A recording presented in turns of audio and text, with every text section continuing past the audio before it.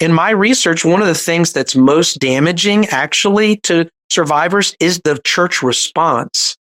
It's not just the nature of the injury itself, but it's the way the institution fails to respond adequately by believing them and supporting them and validating them and helping them get help, and then holding the abusive leader accountable or removing them from ministry or out of the way so they can't harm anybody else.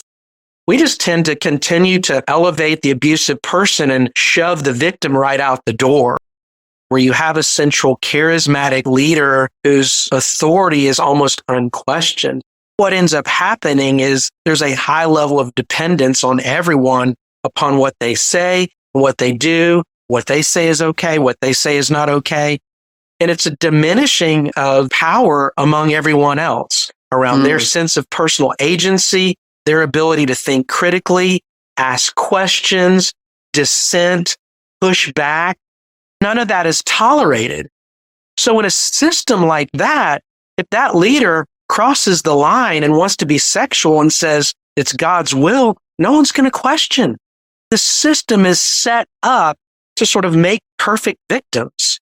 And it's not just the IHOP system. There's plenty of others. But when we're talking about that, it literally sets people up to be exploited and victimized. And so one of the things I suggest in my research is a much deeper level of power sharing between leadership and laity or congregants, a much more robust way of holding people accountable. The other thing I've struggled with is, how do congregants benefit from clericalism? They don't have to do as much work. They don't have to do as much critical thinking. They don't have to be at the table being my brother's keeper. They get to sort of offload all of that responsibility onto the leader. And the fact is, that's not a great system.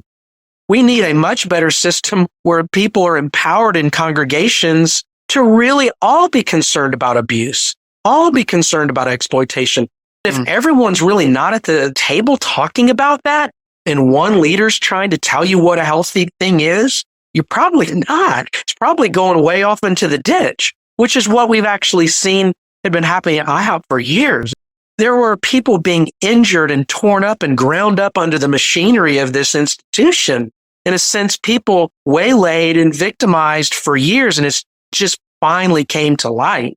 Because any dissent, anyone speaking up or questioning or trying to bring it to light would have immediately been pushed out of the system.